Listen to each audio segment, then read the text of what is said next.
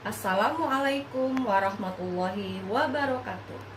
Halo anak-anak, berjumpa kembali dengan Ibu Poppy Hasnah Rahab dalam video pembelajaran hari ini.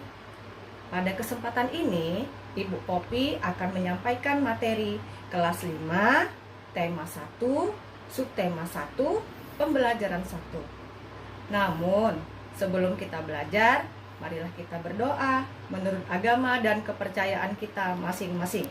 Berdoa dimulai. Berdoa selesai.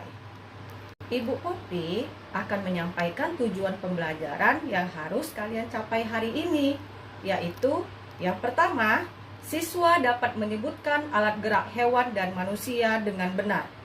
Yang kedua, siswa dapat menentukan ide pokok di setiap paragraf dalam bacaan yang tepat. Ketiga, siswa dapat mengembangkan ide pokok paragraf menjadi sebuah paragraf secara runtut. Baiklah, anak ibu, langsung saja kita pelajari materi kita yang pertama. Nah, coba perhatikan gambar di samping. Apa nama hewan tersebut? Apa yang kalian ketahui tentang gambar hewan tersebut? Benar sekali. Gambar hewan tersebut adalah kelinci. Kelinci adalah hewan yang sangat lucu, memiliki bulu yang halus dan lebat. Kelinci bisa melompat dan berlari dengan lincah. Lalu, tahukah kamu mengapa kelinci bisa berlari dan melompat dengan lincah? Ya, benar sekali. Jawabannya karena kelinci didukung oleh organ-organ geraknya.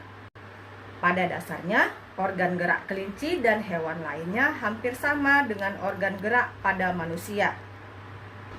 Tanpa organ gerak, kita tidak bisa melakukan aktivitas apapun. Anak-anak, salah satu ciri dari makhluk hidup adalah bergerak. Bergerak dapat diartikan sebagai berpindah posisi atau perubahan posisi, baik seluruh atau sebagian dari tubuhnya. Makhluk hidup akan bergerak apabila makhluk hidup tersebut terkena rangsang, baik sebagian maupun seluruh dari tubuhnya. Gerak pada manusia dan hewan menggunakan organ gerak yang tersusun dalam sistem gerak. Organ gerak berguna untuk berlari, melompat, memegang, berjalan, memanjat, berenang, dan sebagainya.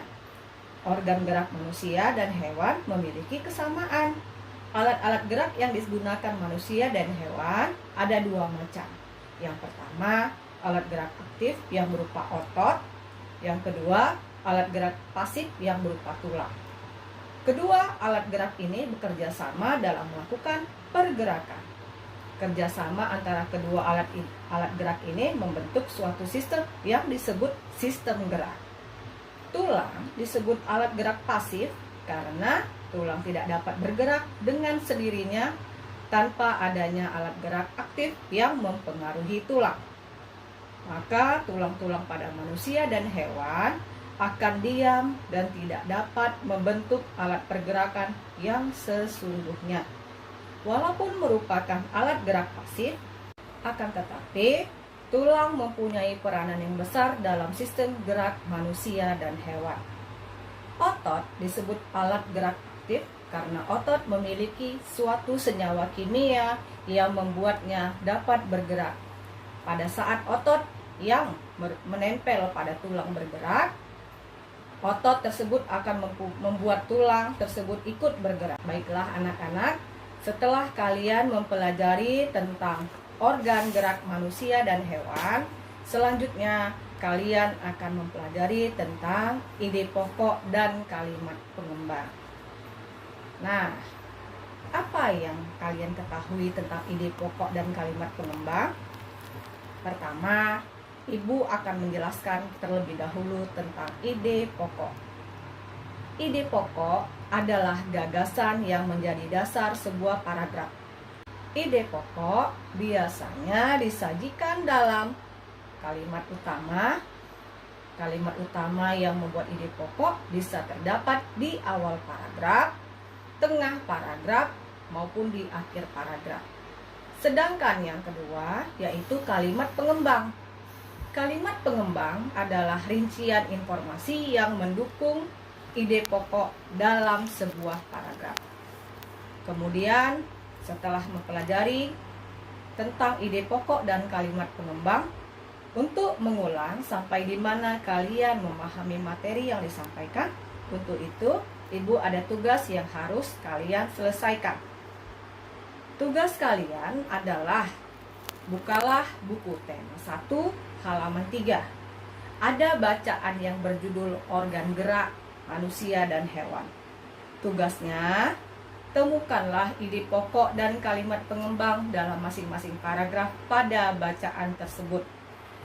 Baiklah anak-anak, seperti yang sudah kalian pahami sebelumnya, bahwa suatu paragraf terdapat ide pokok dan kalimat pengembang, kalian juga harus bisa mengembangkan ide pokok menjadi sebuah paragraf yang padu. Dan tugas kalian adalah bukalah buku tema 1 halaman 5. Buku tersebut terdapat 3 ide pokok yang harus kalian kembangkan menjadi sebuah paragraf. Kerjakanlah tugas tersebut dengan baik di buku tulismu dan serahkan hasil kerjamu kepada guru kelasmu. Demikianlah materi yang Ibu Opi sampaikan. Semoga dapat bermanfaat untuk dirimu dan menambah pengetahuanmu. Apabila selama penyampaian materi ada tutur kata Ibu yang kurang berkenan, Ibu mohon maaf. Kemudian akhir kata, wassalamualaikum warahmatullahi wabarakatuh. Sampai jumpa anak-anak.